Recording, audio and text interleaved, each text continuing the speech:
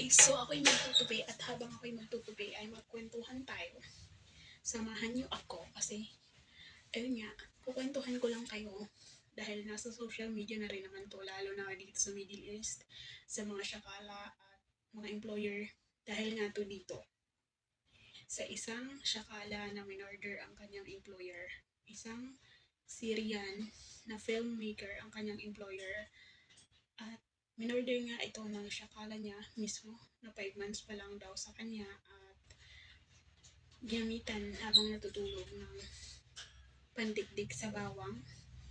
Siguro meron ganun dito sa bahay ng employer ko, pero kahoy siya. Siguro yung ginamit sa kanya is yung metal, yung mabigat, yung para siyang bakal or metal na pang dikdik. May mga ganun kasi dito. So siguro yun yung ginamit. At ayun na nga, laganap na sa social media at may iba't ibang komento na ang mga marites katulad ko, well, hindi tayo magpapahuli. Charis. Pero hindi, ginawa ko itong video na to para na rin mag-spread ng awareness sa mga syakala, lalo na sa mga baguhan. At kahit sa matatagal na, saan man kayo sulok ng mundo, palaging may dalawang side ang story. Bago tayo mag-judge, bago tayo mag-komento ng kung ano, kasi marami ako nababasa na ayun nga daw sa syakala, mukha pa lang, hindi naman pagkakatiwalaan, nakakatakot na yung itsura. At meron din mga nagsasabi na baka hindi maganda yung trato sa kanya, kaya ganun. Well, fact is, karamihan sa mga ibang lahi is talagang matatapang sila, walang kinakatakutan. At marami na din ganun story or ganap na nangyari dito sa Middle East na iba't ibang lahi din. Okay. At spread awareness lang din na may dalawang klase din ng tao. Mapasyakala man yan ang mapa-employer. May mabait na syakala, may masamang ugali na syakala, mayroong masamang ugali na employer, may mabait na employer. So, kung napunta ka sa employer na tingin mo ay hindi mo kaya yung mga ginagawa sa'yo, it's better na gumawa ka na lang ng paraan para umalis sa poder nila para hindi ka na umabot sa ganong point ng pangyayari.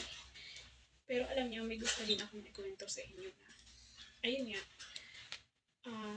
marami din talagang ibang lahi na matatapang talaga. Kasi may nakasama din ako dati na African na hindi ko siya kasama sa bahay. Magkapatid lang yung employer namin at nagkakasama kami sa bahay ng nanay ng mga employer namin. At nung una nagkagulo kami kasi sinumbong niya ako sa employer ko, which is hindi naman ganun yung nangyari. Parang ang nangyari kasi idea ng employer ko na tanongin ako ng kung ano-ano at yung mga sasabihin ko, sinabi niya dun sa employer ko kasi tinanong din sa kanya ng employer ko. Ang naikwento ko is, sabi ko after yung contract ko, uwi na ako kasi mapanakit yung mga anak niya, walang mga modo, bla bla bla. So that time kasalanan ko din kasi hindi ako aware na ayaw ng mga employer dito na pinag-uusapan sila at ayaw, siguro kahit saan naman, ayaw na pinag-uusapan sila. At tinanong siya na yun yung sinabi ko. Din kinonfront ako ng employer ko, din nagkagulo kami. At simula nun, hindi kami nag-usap, hindi kami nagpansinan ng ilang buwan. And then, nung kinausap niya ako, sinabi ko sa kanya yung side ko. At naintindihan niya, sabi ko, paras tayo kadama dito. Uwi ka sa lugar niyo, uwi ako sa lugar namin. Wala silang ipapamana sa atin dahil hindi nila tayo kaano-ano. Kahit gano'n ka pa maging mabuti sa kanila. Then sabi niya, totoo naman yan. At simula nung naging okay kami, yung samahan namin, kahit hanggang ngayon na siya na nasa UAE na, at parang recently lang umuwi na ulit siya sa lugar nila for good, nag-business na lang siya at ako nandito pa din sa Middle East or sa Saudi. So parang alam mo yun, naging okay na kami, nagkakulistahan pa rin kami hanggang ngayon. Pero may time na nakwento siya sa akin na kung ano yung kaya niyang, hanggang saan yung kaya niyang gawin. Yes, she is a Muslim at alam niya daw yung rules, yung batas ng pagiging Muslim or yung rules nila, lalo na sa Quran.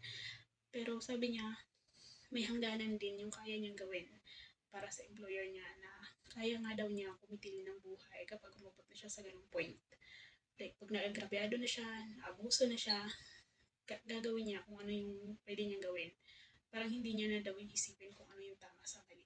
Like, sinabi niya talaga yun kasi may mga pagkakataon na nagkukwentuhan kami, like nakwento ko sa kanya kung paano nagbago yung ugali ng amo kong lalaki na dumating sa point na nagiging bastos na, nagiging maniyak na. So nakwento ko yun sa kanya, tapos sabi niya, pag sa kanya daw yun gawin or sa katulad niya. Which is sabi niya, pag sa mga kagaya ko yan gawin, ayun nga, gagawin niya daw kung anong nararapat dun sa amo ko na lalaki. And then, yung pag sa amin kasi ng amo ko, pag nagtatalo kami, mas madada yung employer ko kaysa sa employer niya. At sa amin ng employer ko, isang sagot lang ako, din tahimik na ako, back out na ako, siya dada pa din ang dala. Which is sa kanila, is yung employer niya yung nagbaback out sa kanya. Parang siya yung mas matapang. Alam mo yun? Kasi matangkad din siya, malaking babae, tapos itim din. Parang takot yung employer niya sa kanya, ilag din talaga. Parang mas nasusunod siya kaysa sa employer niya. Ganon. And then, umabot nga sa point na tapos na yung kontrata niya, lagpas-lagpas na.